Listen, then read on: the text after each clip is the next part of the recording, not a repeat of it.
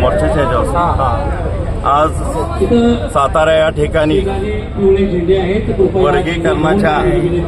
उपवर्गीकरणाच्या विषयामध्ये सातारा जिल्ह्यातून आज या ठिकाणी मोर्चा काढण्यात आलेला आहे आणि हा मोर्चा आता इथून बहुसंख्येने राजवाडा या मार्गानं कलेक्टर कचेरीकडे खालच्या रस्त्यानं तो जाणार आहे. शिवाजी महाराजांच्या पुतळ्याला हार घालून कलेक्टर ऑफिसला जाऊन आमच्या ज्या काय व्यथा आहेत त्या व्यथेचं निवेदन हे कलेक्टर साहेबांना देण्यात येईल आणि मग काय असेल ते प्रमुख लोक तिथं मार्गदर्शन करतील. अशा पद्धतीनं आता शांततेनं हा मोर्चा निघणार आहे. आज या ठिकाणी सातारा जिल्ह्यातला समस्त मातंग समाज मोठ्या संख्येने इथं उपस्थित आहे.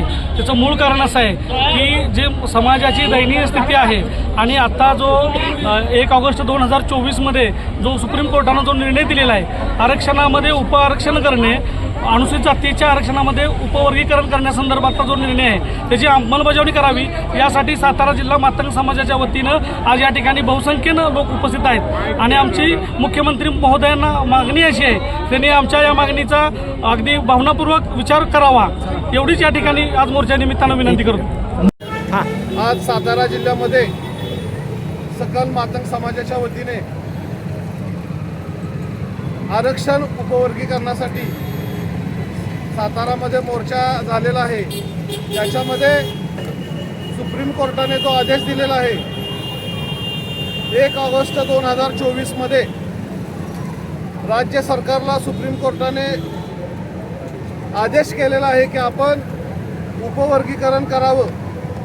याच्यासाठी मातंग समाज आज सातारा जिल्ह्याचा पूर्ण रस्त्यावर उतरून मोर्चा काढलेला आहे. त्याच्यामध्ये आम्ही राज्य सरकारला आणि देवेंद्र फडणवीसांना विनंती करत आहोत की आपण हे उपवर्गीकरण तात्काळ करावं, अन्यथा याच्याही पुढे मातंग समाज तीव्र स्वरूपाचे आंदोलन करून आपल्या सरकारला जाग येण्याचे काम करून दाखवेल.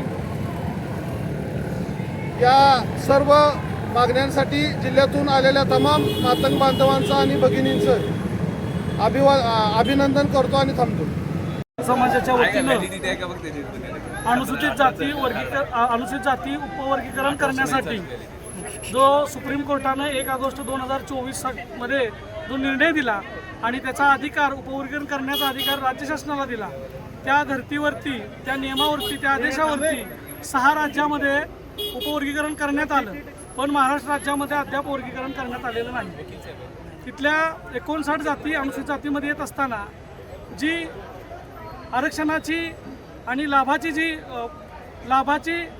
जी प्रक्रिया आहे त्यामध्ये मातंग समाज असेल आणि इतर तत्सम जाती असतील त्यांच्या नोकऱ्यामध्ये, शिक्षणामध्ये प्रचंड विषमता निर्माण झालेली आहे.